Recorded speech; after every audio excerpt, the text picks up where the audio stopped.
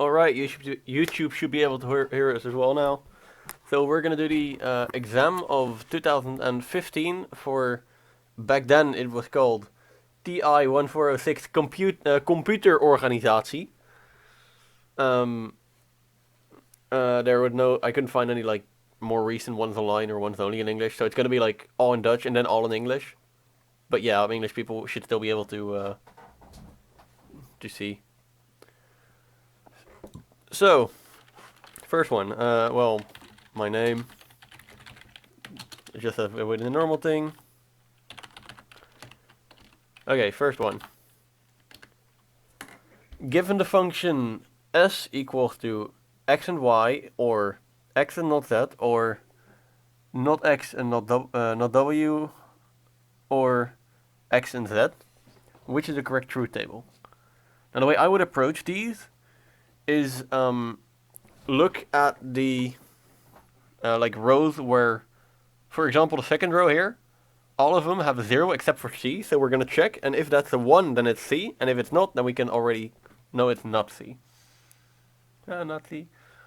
Also, I couldn't find an answer sheet online about this one, so I don't know for a fact if what we're doing is going to be right, but I'm just going to assume so. Oh, and start timer. Wait, where did you get the exam? Because I can only find like 2014 and 16. I found mine on Christian Huygen. Oh, okay. Okay, so in this case, it would be x and y. Well, that's not true. Y and not z. Y and not z. It's also not true. Not y and not w. Not y and not w. Also not true. And y and z. Well, w and z. W and z is also not true. So it's not C. Not C. Let's see. Somewhere else where one of them is other than the other. Okay, so here, in the case of z and w, we know that it's 1 for A and V, and 0 for D. Well, here we can see it is, if W and Z are 1, then this is 1. So it's like 0 or 0 or 0 or 1. So we know it's not this one, because this bit should have been on then. So it's not D. So it's either A or B. And now let's see where A and B differ. So there's this one where X is true and the rest is false. And that's where they differ. So let's see if X is true and the rest is false. Let's see, if X is true and the rest is false, then that one is false. This one is false, but this one is true. Because Y and Z are both false, so this one is true. So this one should be 1. So the correct answer, it's not B. So all in all, the correct answer for this one is A. Again, if you have any questions at any time, you should just let me know. Okay. This circuit realizes one of the following functions. Which one?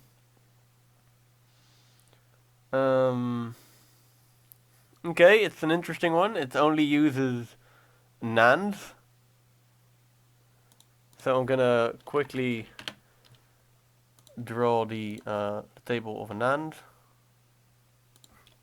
Oh. Insert one there. X, Y, X, NAND, Y. Oh. So that is 0, 0, 0, 1, 1, 0, 1, 1. So it's the negation of the AND. So that means this one is 0 and the rest is all 1.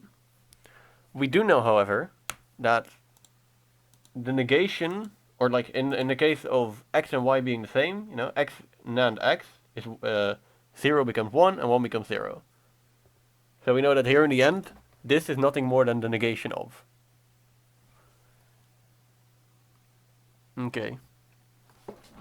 So let's start with this. We have, going from top to bottom, this is X. Or in this case, it takes both inputs as X, so this is not X. And this is an OR, right? So this is not X. NAND. Do we have a sign for NAND? No, I don't think so. I'll just do not x and so this is this one, and this is just the negation of z. So this is not z. That's this line, and then we take this and or NAND. So we take not this and so that's this one, and that's the negation of W and the negation of Y, because here it has Y as both input. So then we close that one off. Yeah, so then we're back at start. So that's up until here. And then we negate all of this.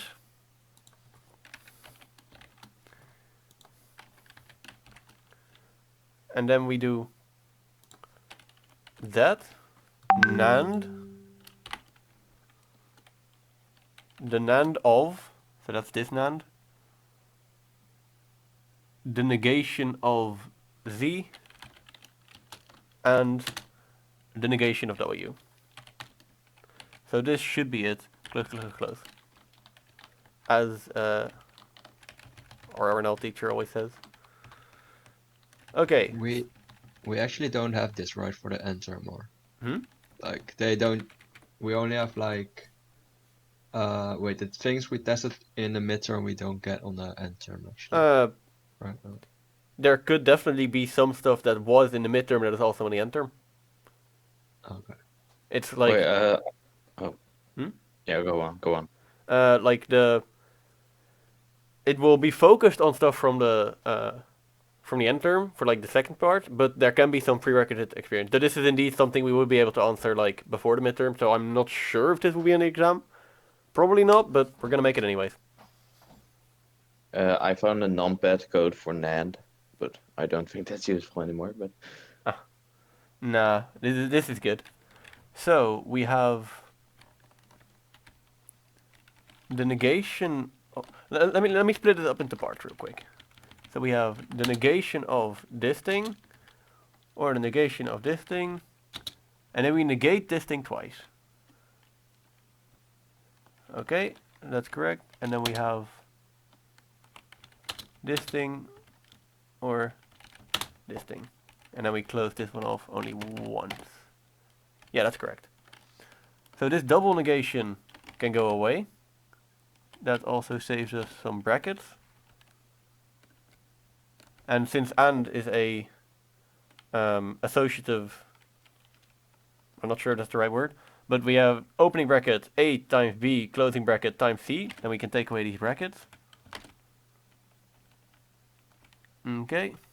And because of this NAND, we know by the Moore's law, or the extension of the Moore's law, that if we have this, that's the same as saying not the first one, or not the second one, or not the third one.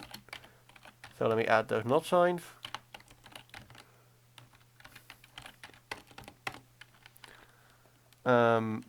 But all of these already had a not in front of them, so we can remove that not. Well, I think we're actually there. But now we have to write this in a way that it's written over there.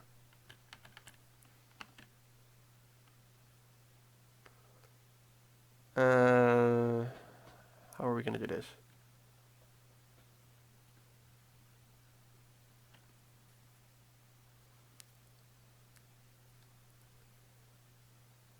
There are 4 inputs, so making a table will be really, really long. We can try a Carnot map. Is this in like one of those Carnot maps formats or not? A or B? no, No, kernel that maps would are be. in the other way around. I was about to say, but it being in this way would mean that, like, the same thing as going from CNF to DNF, right? So we can make a Carnot map, then select the ones that are 0, and then negate that whole thing.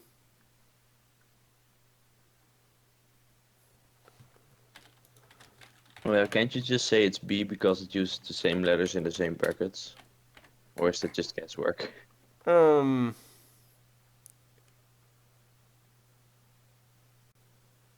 same letters in the same what? Like it's XZ, YW, ZW, and that's the same as we got over here. Now that you're mentioning it, this could be definitely a good intuition. So what I'm noticing is B is if we swapped around all the signs and all the negation marks. So say we have this, and then we turn that into swap You around probably negation also mark do plus. reverse de Morgan's law, right? Hmm? Reverse de Morgan's law. Oh, you're doing that right now. Never Yeah. mind. And swap that around, and swap this around, and swap this around, swap that around, swap this around. These seem like it would seem logical that these two are equivalent, but we don't have an actual proof for that yet. But as far as we can see, this is equivalent. And like this is one of the answers as well, so I'm not sure if we could directly do this though. Yeah, if Hmm? you can just do the reverse of Morgan's law in steps, right? Because then that'll be X or Z, and then yeah, I guess you have to do it twice or like multiple Okay, iterations. now I want to see. Well, actually, in a test, I would just see this and then just be like, okay, it's B, and then go on. So what I'm probably gonna do is just do that as well, and then see in the end, like after I'm done with the test, actually prove it. But it depends how many exercises there are. Like, see if I have time left, and if so, prove it. Because if anything, I just really do not want to get in time. Wait, what the fuck? Give me a sec, guys. I think this is quite a shit exam because this is all stuff. Oh wait, Couldn't you Okay, just make a there is some final stuff map about for those caching two and test? yeah, okay, block size, set associative caching. Okay, I think yeah, okay, so it just gets more complex as we go. Okay, I was about to say if this is just like midterm stuff, then I'm not doing it, but it does get more complex as we go, and it's good to have a refresher. So, and I'm already 10 minutes in, and I CBA to find a new one. Okay, so we're gonna say this is B. Now for tree. Oh.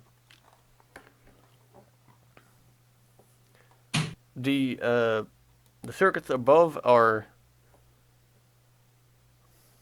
a let's see, what is this?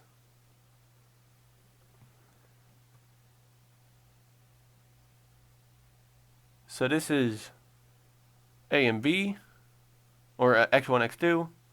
This is x1 not x2. This is not not x1 x2, and this is not x1 not x1 x2. So this is a decoder, and this is I don't think it's a multiplexer because they don't work with clocks.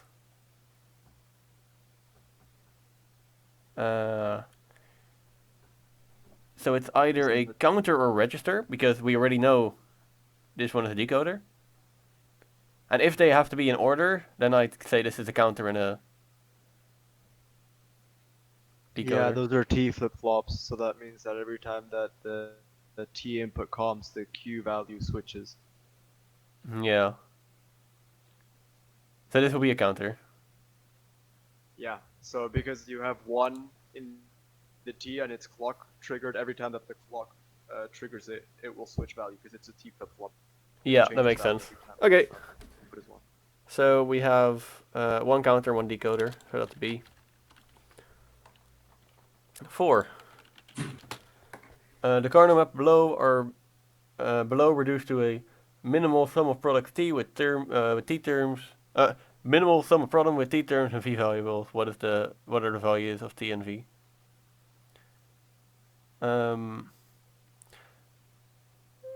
Somebody drew over this, but by God, did they do a bad job?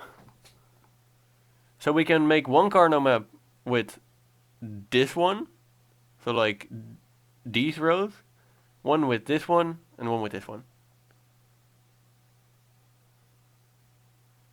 Or Carnot maps get easier if you make them with bigger values, right?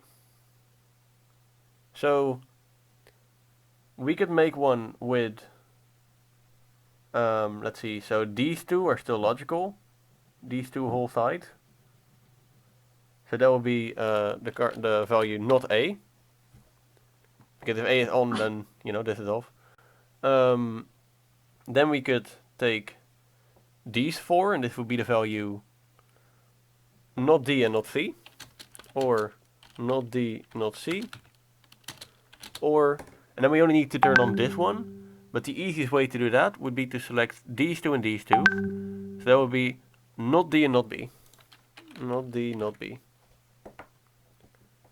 So we have T is 3, V is 5.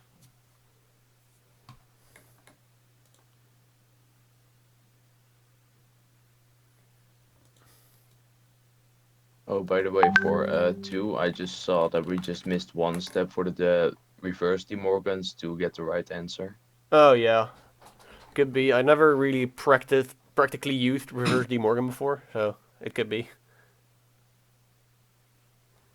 Okay.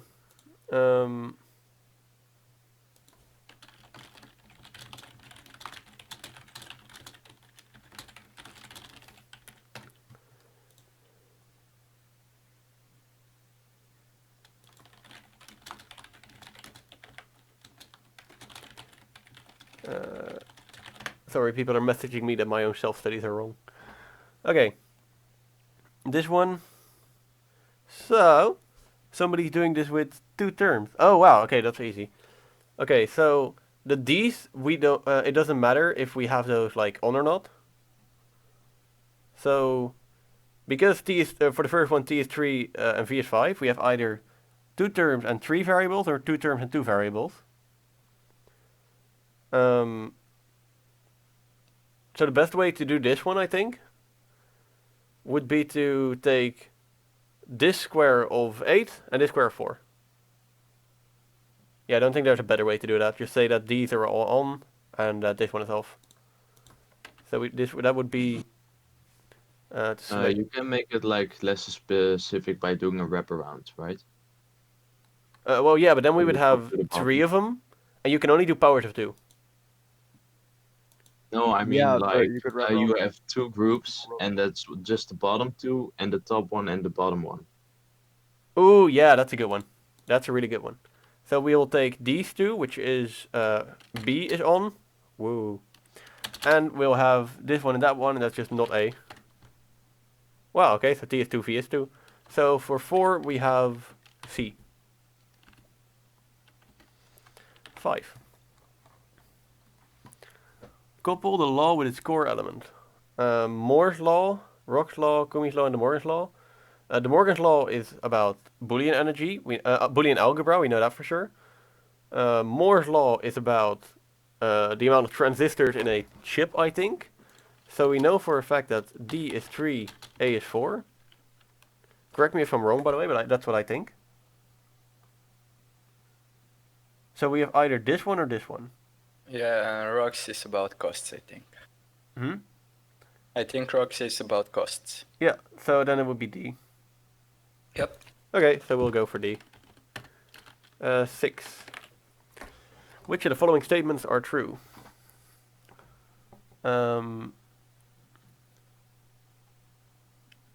Let's see. This is 128. I know this is correct. This is 200 in octal because... yeah, that's also correct. And this would be 81 in hexadecimal. That's that's not correct in any way. Because this would be... this would be 80, not 81. If I'm going too fast for any of you, just tell me and I'll tell you like my thought process. But okay, for this one, This should be A2 in hex, which is correct. 162 in decimals. That's 128 plus 32. No, that would be 100. Wait, 282, right? Hmm? Oh wait, that's octal. Never mind. Never mind. No. Okay, so this is 128 plus 32. That is 160, 162. So yeah, this is also correct. And now about this one. So this is 2, that's correct. That is 4, that's correct. That's 2. I think this one is correct, but we're going to check the rest as well. Oh. Oh no. Okay, so we know that 2 is correct, 1 is not. So it's B, C, or D. Hmm?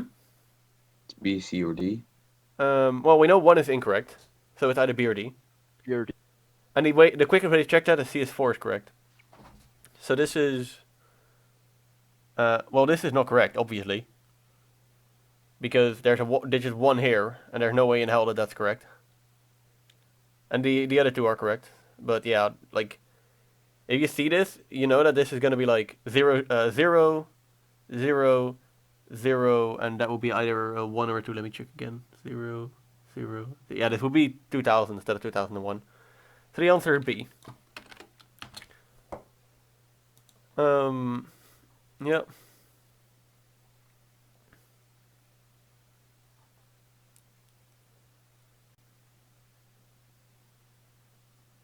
Okay, wow. So they're fucking multiplexing the amount of questions we have to do. So the XOR of the last bit, or of the current bit, of the two numbers you're adding does not send the overflow for the addition of 2's complement. Well, 2's complement addition is the same as just normal binary addition, right? Yeah, but you ignore the last carryover, right? Yeah. Like the... Yeah, indeed. exactly. But yeah, Um, it's actually identical if the two numbers are positive, right? Yeah. So, now the question is, in normal addition, does Cnx or Cn minus 1 give the overflow?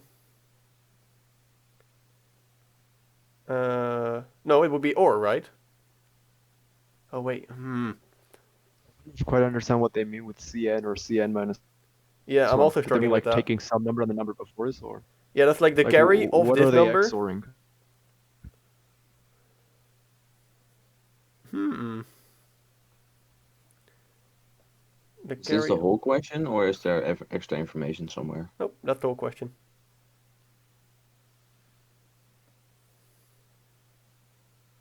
It's a pretty shit question. Agreed.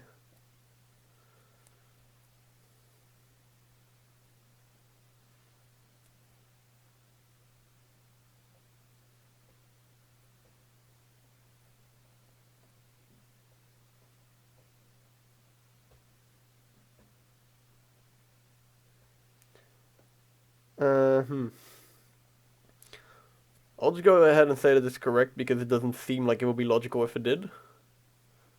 But we can't really check it, which sucks. And then for the second question, consider the multiplication of the following two numbers represented an 8-bit 2's complement. Well, these are just two positive numbers, so that wouldn't really matter. So they're just two binary numbers. And what is the minimal amount of addition / subtraction needed to perform this multiplication? Well, you see, what they're doing is they're multiplying by, so like multiplied by 0b, and that's like the notation for binary because I can't do subtext in Word. I can, but I'm too lazy. 0, 0, 0, 0, 1, 1, 1, 1. And this is the same thing as multiplying by, or multiplying by 1, 0, 0, 0, minus 0, 0, 0, 0, 0, 0, 0, 1. I need to move this one over a bit. 2, 3, 4, 1, 2, 3. Oh, I missed. Okay, yeah. So this is correct.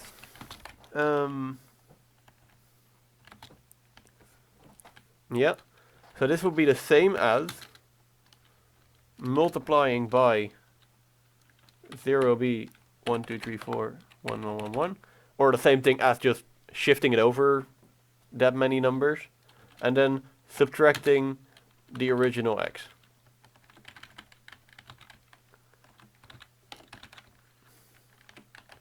So in the same way as saying multiply by 9 is equal to multiply by 8, which is the same as shifting over 3 bits, times, or minus, or plus 1. So you can do this in two operations. So I think the answer would be B. Or A, because we would say that 1 is incorrect. Okay, 8. A 2-digit octal number is erroneously implemented as a decimal number, interpreted as a decimal number, and thus its value larger by 4 decimal units. How much larger would the value have been if it had been erroneously interpreted as a hexadecimal number? So, say we have the octal number 22. Let me do that. How easy is it to do octal? Control Shift. Oh, my bad. To do subtext. Control is. So this will be 22 in octal. And that is equal to 2 times 2 plus 2 times 8 is 18. And 22 in hexadecimal is equal to 2 plus 2 times 16. Oh wait, we need to figure out that if we have a number, which number is this, that if we interpret it as a decimal number, the difference is 4 decimal units. So this would be 22. Oh wait, well, seriously? I don't know if this is like correct for everything or we just really got lucky. But this in hexadecimal would be 32 plus 34. I think this might be just a general rule, but I'm going to check that again. So say 10 is equal to 8. 10 in decimal is equal to 10. And 10 in hexadecimal is equal to 16. Okay, so... Okay. I was just messing around and I picked 22 on like... by random. And I think 22 is the value they actually had as well, because if you interpret it as a decimal number, that is 4 more than it is at an octal number, and the hexadecimal number is 16 more than the octal number, so the answer will be A.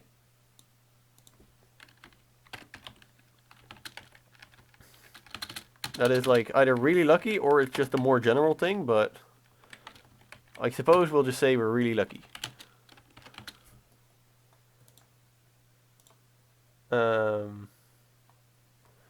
Okay. 9. A measurement system records integer numbers that oscillate frequently. For example, a sequence of measurements could result in plus 10, minus 10, plus 10, minus 10, etc. Which integer representation should the system use?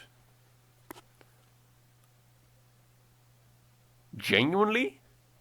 I think sign and magnitude, because then you can just change the sign and be done with it. So Yeah, that would change the least amount of bits. Yeah, and it would be like the least computationally intense. Ooh. Yeah, and the only thing that they're saying is that they're recording it. They're not actually doing anything with the numbers. Yeah, okay, true. But then you could even declare the number itself once, and then just have a string of bits for like the sign, and only that. But yeah, I think sign and magnitude is they the. don't say that it's always 10. Hmm. They don't say that it's always 10. Yeah, they just say exactly. that But it like, oscillates whenever with the that number. changes, put a different signal in. Whatever. Like, I think sign and magnitude is the easiest one. That's all they ask.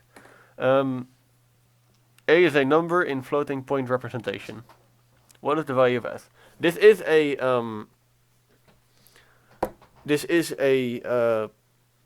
just a normal. How do I say this? This is a special value, so you should know this by heart. I don't, and I honestly got CBA to like look it up. So we're gonna logically deduce what this is. So we know I think it's plus infinity. yeah, exactly. We know the month is this.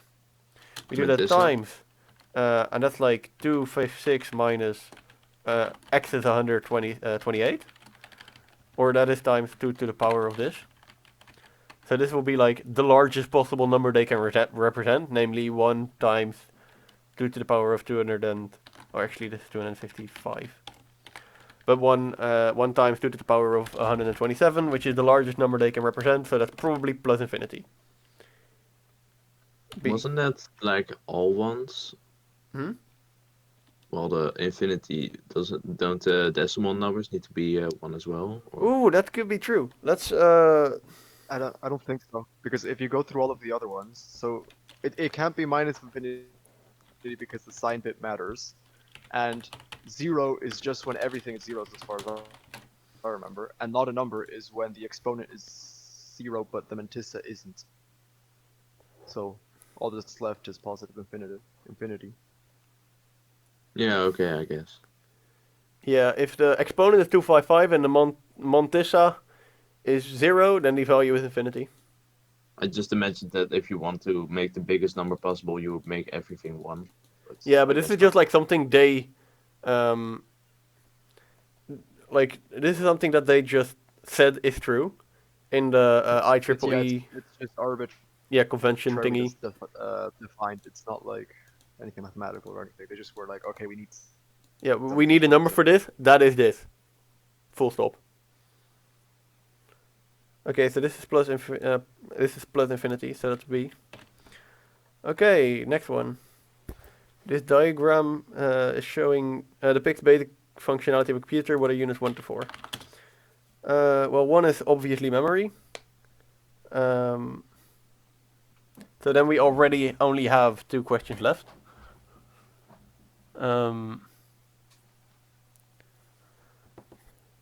So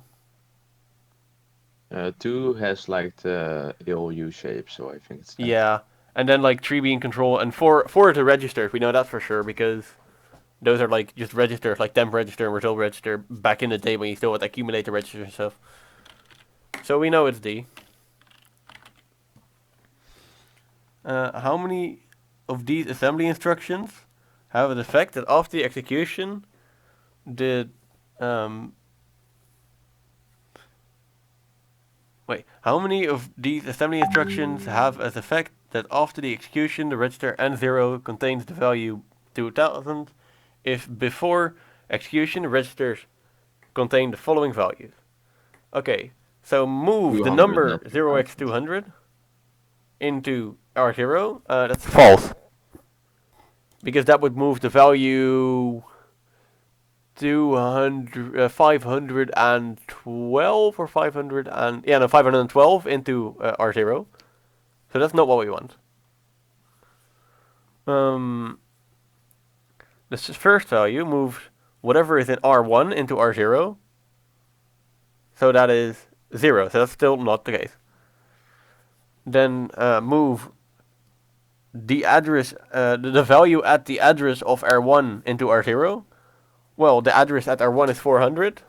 Or at R1, yeah. Okay, let me rephrase this. R1 is 0. The value at address 0 is 400. So it's going to move 400 into R0, which is not what we want. And then last, 200 plus the value, 200 plus R1, that's 200. And that is, the value at 200 is 400. So that will move 400 into R2, R0. So that's still not what we want. So the answer here is A, 0. In the image below, in this picture, PC select is a control signal that selects either the constant 4 or the branch offset to be added to the PC. So that's like this one. Or this one. No? PC select. That's this one. Well, that's just not true. This is not the constant 4 or the other one. No, the other one has the Yeah, that's constant ink 4. select. So A is false. Yeah. PC enable is a control signal that causes the output of mux PC to be loaded into the PC. What does PC enable do? That will allow this register to go through.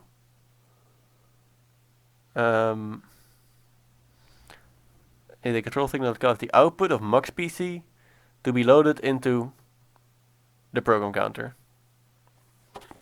Yeah, I think so. I'm not 100% sure, but it seems pretty reasonable.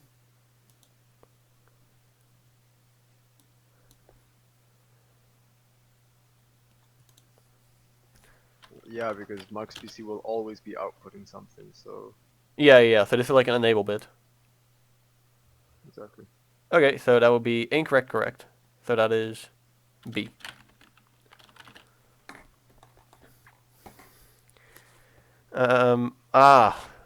Okay, interesting. Given that all buffer operations are completed in one clock cycle each, how many cycles are needed, and what is the state of this stuff during the first clock cycle when Ri is constant? What are we? Huh?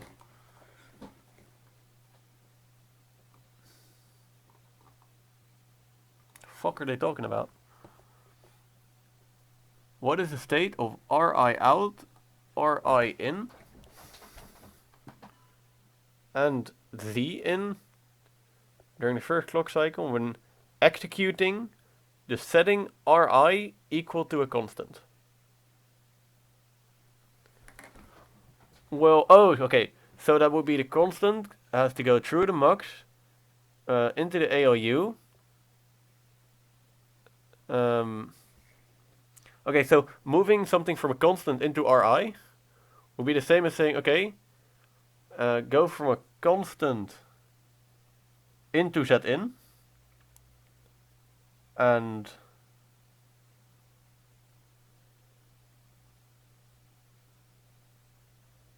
then you'd have a clock cycle saying going from Z into R in. But during the first clock cycle, that would just be, I guess Ri out. Wait, but And Z. but how many clock cycles are needed for what? Basically, they're saying we want to set this register to constant. Constant is here, register is here. So this constant during the first clock cycle.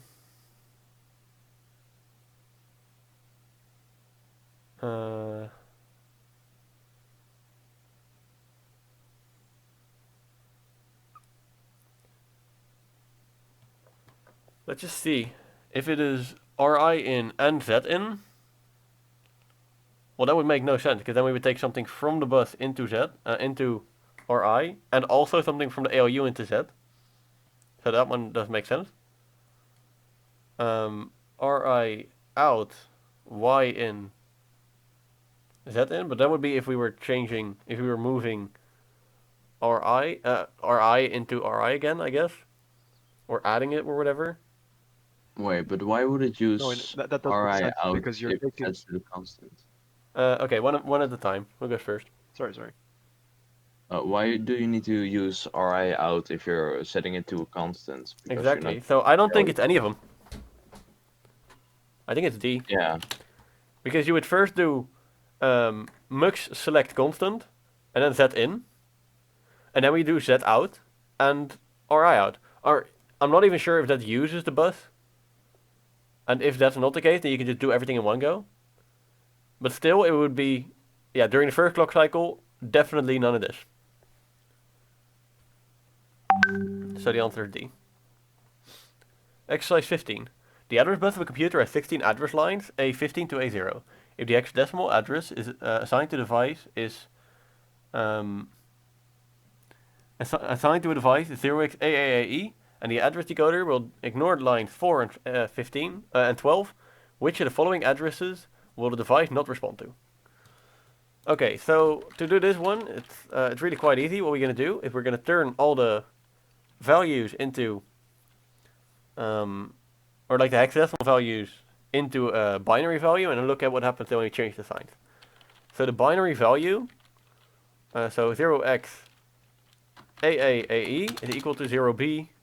The A, that is a 1010. The A, that's 1010. A is 1010. And I know that because A is 10 is A plus 2. Yeah. And then the E, which is same as F minus 1. So that is 1110. 1110. Yeah. Okay. And then the address lines that we can ignore are number 4 and 12. Assuming they order from left to right, that would be 0, 1, 2, 3, yeah. 4. So this one could change. So I'm gonna copy this 4 times. So this one is 1, 1, and then 0, 0. Aren't they indexed from right to left? I thought 0 is the least significant bit normally. Well, they say here Yeah, that it's from It right to shouldn't left. matter. Oh yeah, they say A15 to A0, so I'm assuming that this is A15 then. My bad, good call. No, but since it's A4 and A12, we don't care about it. Doesn't matter if it's left to right or Hey, right to good left. catch. Yeah, they just made sure in case like there was Yeah. confusion about that, I guess. Okay, so this one, and as well as, let's see, come in. Yo. I'm overclocking my CPU, yeah. Yeah. And like Koop's, I'm talking with Koop's about it, and he was like, okay, so now your PC is shutting off the moment you start Cinebench. Yes. Okay, you might want to slightly increase the voltage slowly, and never go above 0.425. It was 0.1. Yeah. Okay, Koop's, I'm now running 0.4. Well, not 1.4. Yeah. You shouldn't go over here. Okay, yoink. Yeah, you know, if I shouldn't go over here, what stops me from going here? Yes. Yes. And is it still crashing? No. Good luck. I'll Yes, continue thank with the you. exam because we're timing. Oh, I'm sorry. How's the exam going? Yeah, it's a speed run, any percent. 20%. No, 0.000 done. Yeah, it's going quite well. How about pass percent speed? Just skip the questions you don't know and get enough questions to pass. Exactly. Sorry about that, guys. So, let's see. So we assume this 4, so 0, 0, 1, 2, 3, 4, 5, 6, 7, 8, 9, 10, 11, 12. So it would differ. Okay, wait. So assuming this is 15. 15, 14, 13, 12. So then it's this one. 11, 10, 9, 8. 7, 6, 5, 4. So this will be 0, 1, 0, 1. That is 0, 0, 1, 1. So these are all 4 choices. But you start counting from the right for like 0, 1, 2, 3, right? No, I'm now counting like 15, 14, 13, 12. Like that. Yeah, that works as well, I guess. Yeah, here they say like lines A15 to A0. So I'm assuming the leftmost one is A15.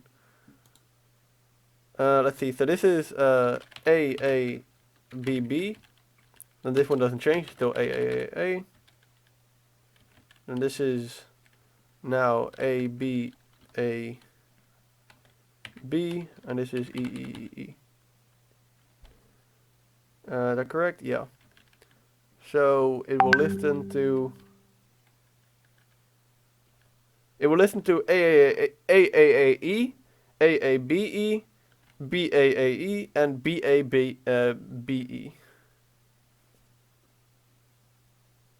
So it's B then? Or oh wait, no, I mean Yeah, but it's A and B.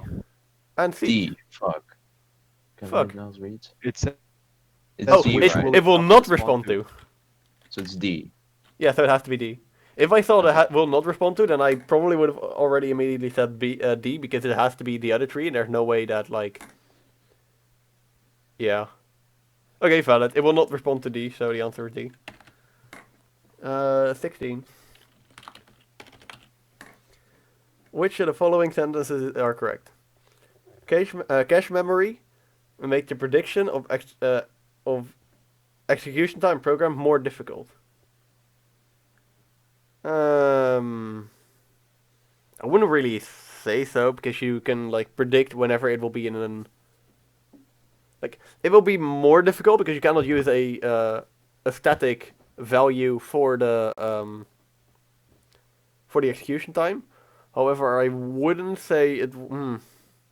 Well, it becomes more difficult because you have hits and misses, right? Yeah, that's true. If you know exactly how the cache works, you can still predict it, but it does make it more difficult, I guess. Yeah, they should really have to find difficult, but I guess Yeah, not. exactly. The locality of reference property of many programs means fetching several items loaded at the consecutive addresses in memory and placing them in the cache leads to bad performance. What? No? That is incorrect. So I would say correct, incorrect. And the reason that's incorrect is because like locality of reference does reference that if multiple things are going to be fetched in like subsequently. So like for example the instructions because those are going to be like the next. Say if you have a subroutine of 20 things, you can already fetch the next 20 instructions and put them in cache. And that's going to be a lot faster then. So by locality of reference, things will start running faster, and it will lead to better performance instead of bad performance. So the first one is correct, I guess, and the second one is incorrect. A computer with a byte addressable memory of 2 megabytes using a set associative cache of 256 kilobytes. The block size is 32 bytes, and tag identifying a block in cache is 8 bits. From how many bits are respectively the set and the word field? Okay.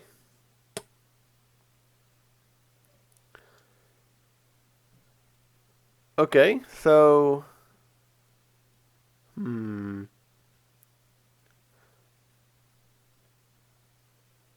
a tag identifying the block in cache is 8 bits. So there are 2 to the power 8 is 256 like how do you say that? There are so many different tags needed. So there are so many blocks in the cache. So it's a 256 way set associative cache. It says with 4 blocks per set. Oh no, sorry, I'm reading. Yeah, I was about to say that's the next one. Okay. Let me already write down the 17. So 256 way set associative cache.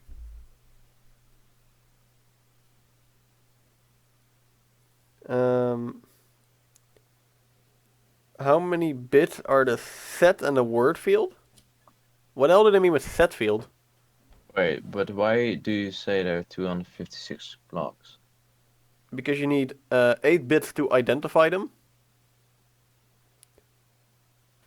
So there can be at max 256, and I don't see a reason why they would use less than that. Well, don't you just calculate the size, I mean the bits for the main memory and subtract the byte size and the tag from it to get the set size? I think he's actually correct here. I think he's actually right. I think the tag is like what's left over when you take away the amount of bits that you need to specify the byte slash word and the amount of bits that you need to specify the set. Because the tag also lets you know if that's the block that you have in the cache or not. All right. Okay, so what So would you have calculation be? You have some bits for the. Let me see. Well, first calculation for the main Yeah, memory, yeah. so that's So 2 MB. let me take that. 2 MB that's- equals to 2 times 2 to the power of 20 21. is 21 bits. And then the byte size and the tag bits you subtract from those. byte size. What do you mean?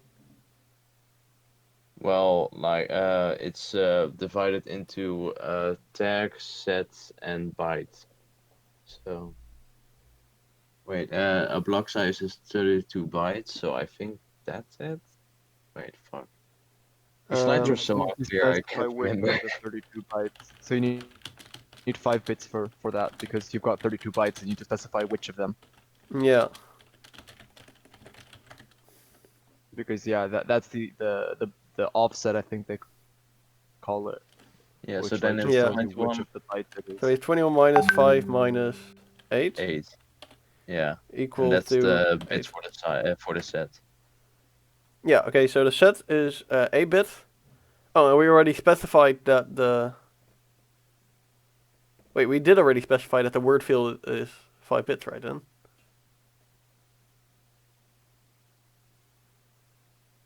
No, we didn't.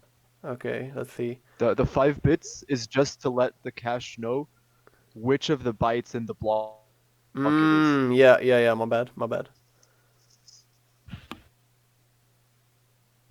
I'm glad we're doing this Actually, assignment no, because wait, I am yes, fucking rusty. yes. You're right. I think that's the word field. It's just that in our case, the word is a byte. Yeah. Because, Yeah, yeah. because I think that's right. Yeah. Okay, well, fair. Then we know it's A. 18. Difficult. How many exercises are there? 25. 17 left to go. Well, why was it 5 minus 8? So we have Okay, so we have 21 bits all in all. Like, that's how many we needed to access the memory. okay. And then we have 8 for the... we have, 8 for the tag in the... of that block in the cache. And every block is also 5 bits. So we take the full thing minus the block size, the amount of bits needed for the block, minus the amount of bits needed for the tag, is equal to the set. Yeah, the bits for the set. The bits for the set, yeah. God, it's a lot of bits. 18. Yeah, okay. A computer with main memory of 1 gigabyte, extendable up to 4 gigabyte, uses the 4 kilobyte set associated set with 4 blocks per set and 64 bytes per... What? Okay, 64 bytes per block. Memory is addressable by word, and word length is 32 bits. Assume that the cache is initially empty and uses the LRU replacement algorithm. Suppose that the processor fetches 188 words of 4 bytes each from successive word locations starting at location 0. If it then repeats this fetch sequence 9 more times, the cache is 10 times faster than the memory. What is the improvement factor resulting in the use of the cache? F is TM, the execution time when not using the cache, and execution time when using the cache. I guess first just write down all the information, but more organized. Yeah. But we don't, Fetches, starting at location 10, sends fetches. Cache 10 times faster than memory. So every time there's a miss, it fetches like... How many bytes? Like 10 times 10,088, so that's... it fetches that many bytes every miss. So we don't need all the exact numbers, because then they would have been nicer numbers. It's just that we have to predict where F is gonna land. Okay, so what is the improvement factor resulting from the time of the from the use of the cache? So we can either say it is all right, it's good. That means we get an increase from 1 to 2. We can say it's bad. We're better off not using the cache, and that's for when it's B. And we say it's fucking horrendous, and please throw it away and never look at it again, and that's A. I think we're gonna Is have it at just least a range because we don't know the hit ratio? correct. So we're gonna have to guess. That sucks. Yeah, I think there's gonna be an improvement because the cache is 10 times faster, and we just have to like cache once. You know, the reason we're using cache is that it's faster. So, per definition, I'm gonna assume C.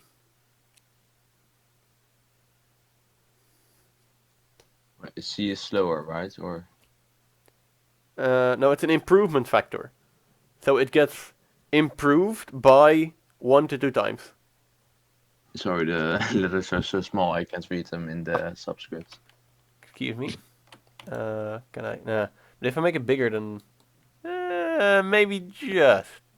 Oh, an M and a C. Okay. Yeah, but it's just like the improvement factor is original time divided by new time.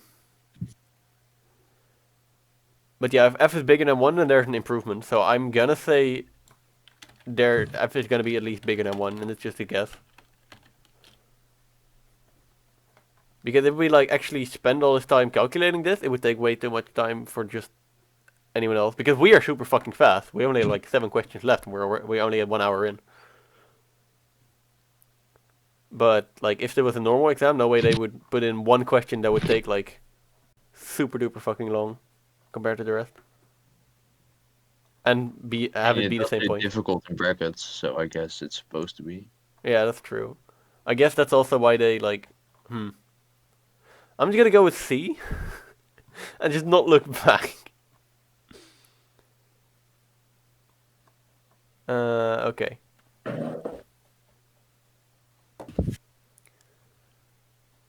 So, which of the following sentences are correct? We have superscalar execution can use several pipelines simultaneously. And we have the following instructions of a program written in Intel source destination syntax can be executed in parallel by a superscalar processor. I think 1 is correct. I'm not entirely sure, but I think it's correct.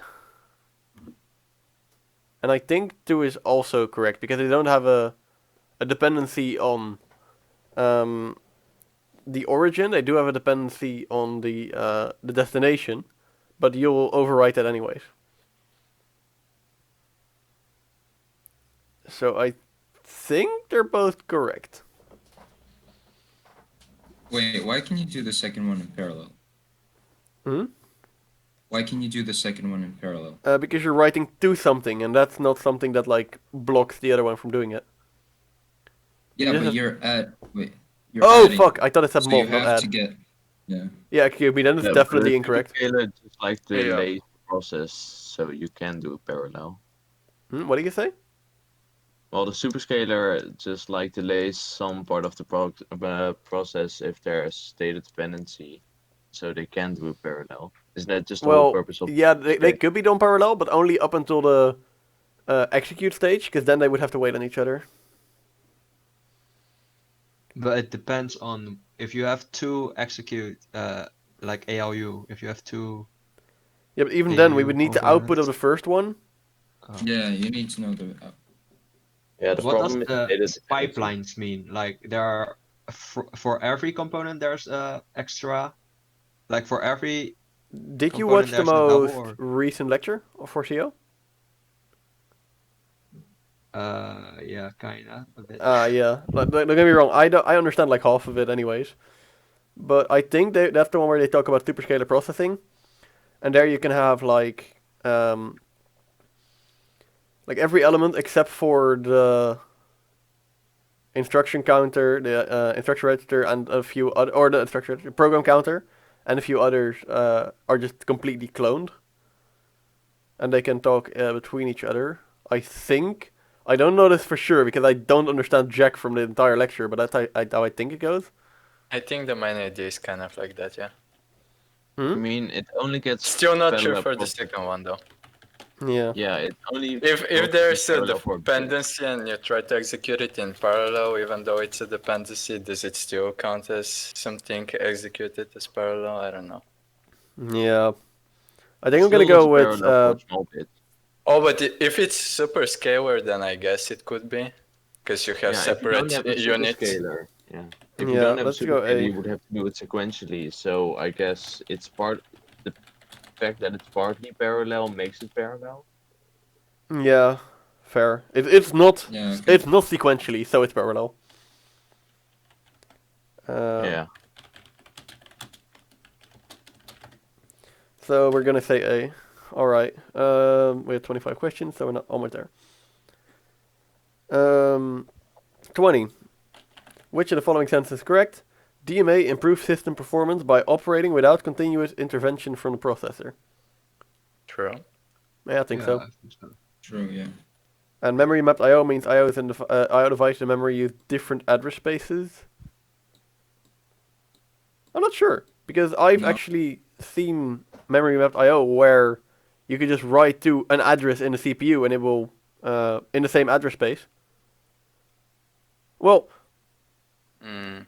like the way it worked is you had like at least in my thing like byte 0x 0000 until 0x 8000 would be memory, and if you wrote to like anywhere from 8001 or 8001 to 0x9000, that would be the screen that you would be writing to.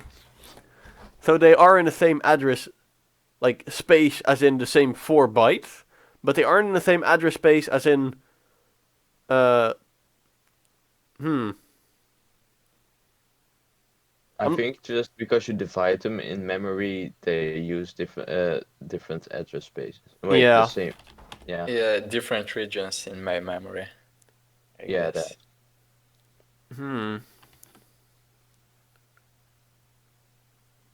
Yeah, I'll take that as a It's yes. kind of weirdly worded, but Yeah. I don't Yeah, know. I think it's true. Okay.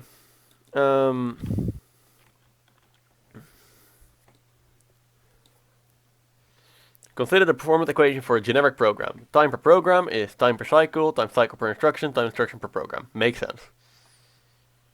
Which of the following sentences is true? RISC architectures, in general, increase term 1 of the equation. No. Um, And they have like simpler instructions, so I guess the yeah, they wouldn't cycles increase would be- time per cycle. yeah, they'd increase cycle. Wait, no. Yeah. Instructions Well, per program. So The instructions are longer, so maybe it takes more time for. No. For wait, RISC, cycle instructions are time- shorter because you have yeah. reduced they're shorter, instruction yeah. sets. Yeah, it's shorter Yeah. for sure. But increases instructions per program. Yeah. I guess. So okay, CISC architectures reduce the in general reduce the term 2 of the equation. Well, that's not true either, but 3 is true, right? Yeah, so D. But okay, so the first one is incorrect. 3 for sure is correct. Yeah, 3 for sure is correct, and we'll look at 2. So that would mean they would take less cycles per instruction than the other one. Well, that's not No, quite they true take because more. you'd also have to go they through. have complex instructions. Yeah. Exactly, so that would be incorrect as well. So it would be D. Yep. Yeah. Genuinely, like because we're doing these exams together, that's gonna help me so fucking much. By the way, is this True, the true. reset exam because it has also parts from the midterm? No, it Yeah, is from 2015. Oh, okay. Did they only have the Endterm or something? This is Maybe. like if you go to Christian Huygen, there's like only like 4 sites. Here, wait. I'll go to the exam archive and I'll look for computer organization. And there's like 2000, 2007, 2005, and I took the most recent one, which is this one. But yeah, they have nothing more recent than that. Wait, Haven't doesn't they that posted anything on Brightspace? Yeah, price basically. Yeah, there's probably something on Brightspace. I just didn't know that, and I didn't look there, so I just joined this one. I see. Yeah. Yeah, if you ever want to practice other exams, there are more modern ones on Brightspace. Oh yeah, because Well, there are no yeah. answers actually, right? Yeah, there's no answer to this one. This is like, Yeah. So if yeah, I easy. knew there was one from Brightspace, I would have taken it. Trust me. Okay. Oh, this is from the last lecture. I'm gonna be honest. I completely zoned out and I didn't get a single thing about a whole lecture. So you guys are gonna have to carry me on this one. This is also kind of weird. On Brightspace, they have the one from 2013, but they're missing exactly this one, and then they go further at 2016. That's fucking funny. I don't know what's up So with they that. just skip this one. So Yo, maybe there's this something one wrong is with this like one. the answer sheet for this. Like Yeah. they have everything except this one. Like Yeah. Well, Yeah. they're full. We have this one. yes, let's go.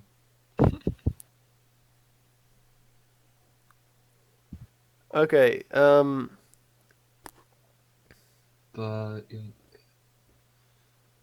I genuinely don't know. I would roll a d4 for this one. I'm not gonna lie with you guys, Chief. wait, did I don't know.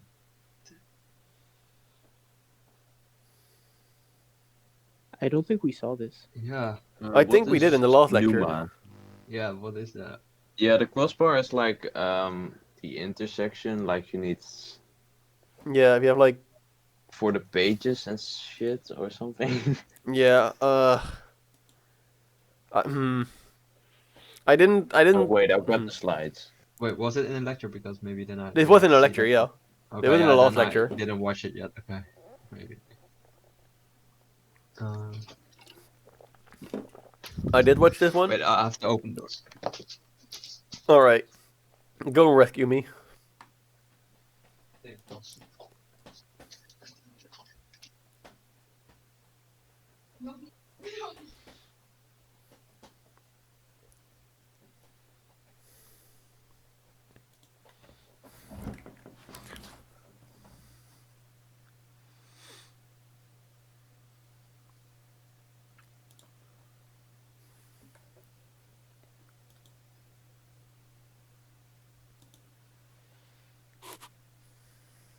Yeah, so it's like if they have too many crossbars, or like if you use a lot of computers working together, then using just normal crossbars is very inefficient because you need like millions of them.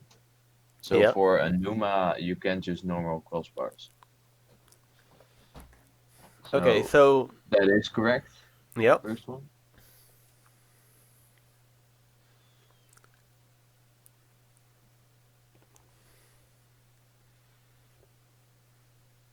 And I think the second one as well, because you're only using one system, so everyone does have the same memory because you're only using one computer.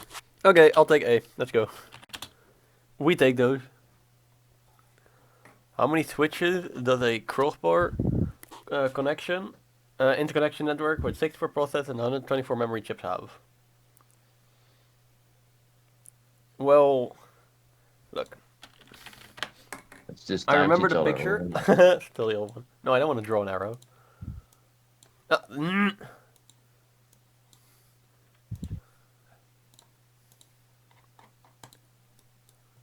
There we go. So I remember the old one having like, I'm gonna make lines instead of this because that's just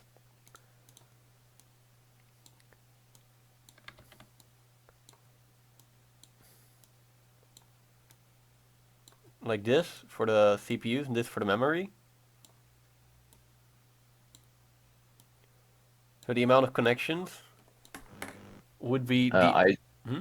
I sent a picture of the slides in the voice channel text thingy on Discord, so you don't have to draw it. Oh, sick. Okay. Um. Expand canvas. Yeah. So. Um. Yeah. Okay. So it's just the amount of m times the amount of p. Yep. Okay. Cool. So that means the answer is this one.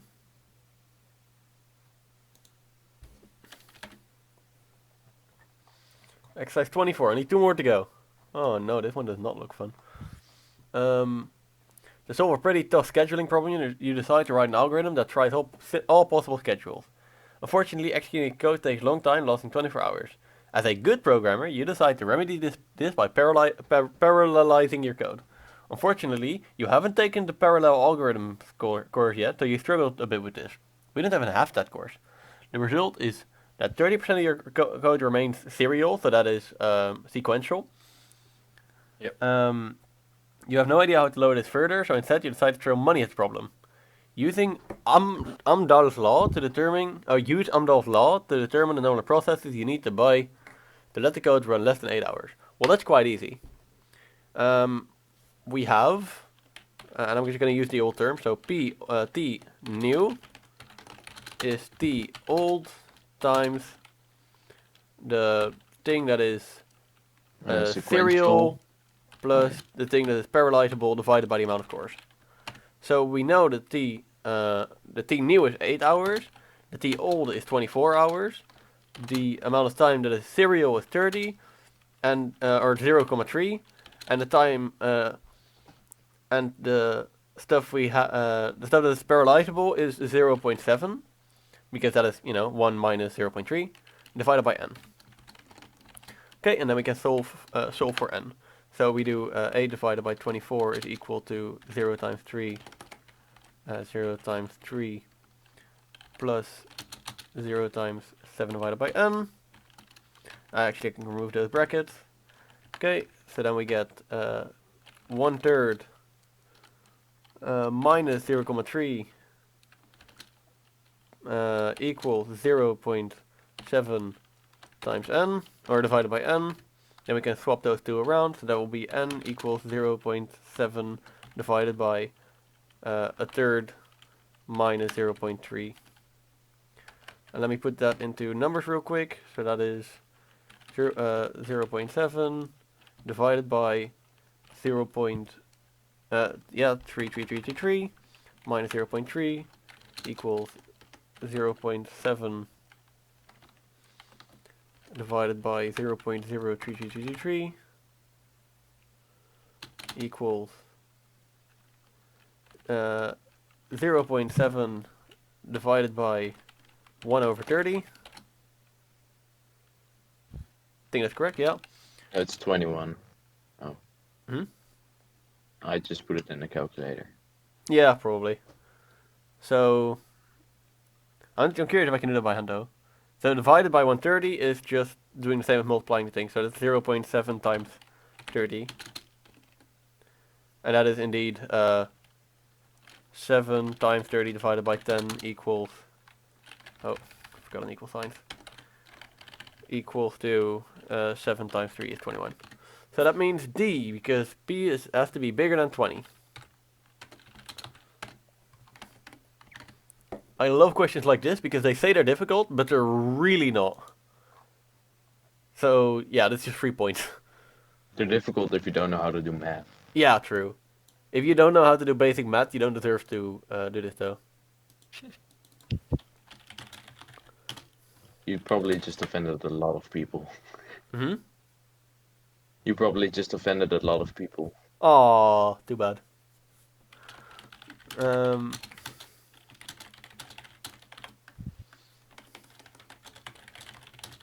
Okay. And then the last question. Whew. Yeah, boy, you gotta watch out. We're about to hit that 3-hour mark. No. Wait, do we need to draw a stack? Please don't, please don't, please don't. No. Oh yeah, Oh, that, phew, on the phew, midterm phew. that was pretty cancer, not gonna lie. I think I got the question right. Like, we can look at it after. I think I got more points for it than I should have. I got like a 1.3, so I don't think so. My, for the midterm, the entire midterm of CO, I got a 3,500 out of 4,000. Which is pretty good. But, yeah. I was expecting 2,500 and I got 3,700. I got 2,500. Nice. They're all pretty good. Okay, wait, see. Assume, wait. For the sequential and vectorized parallelized codes in the figure, assume each instruction takes 1 cycle to execute, and n is whatever the fuck that is. What is the figure speed of a vectorization for vector lengths ls2 and ls32? That's actually 2 to the power of 20. That's the number. Oh, cool. Good Big guess. brain, let's go. Yeah, that makes sense. We could have done 24, done 124.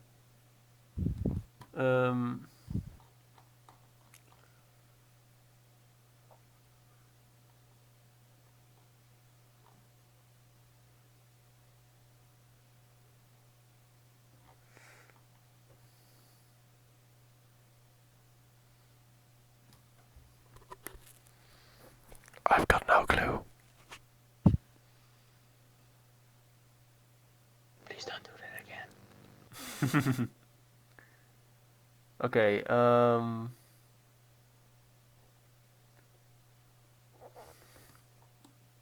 Where did we see vectorized paralyzed codes though? Yeah, I don't think we've actually seen like parallelized assembly code before. True. Yeah, I have no idea what I'm looking at. Me neither. I'm just gonna go ahead and take a wild guess and say like C. No, B. No. It wouldn't be C.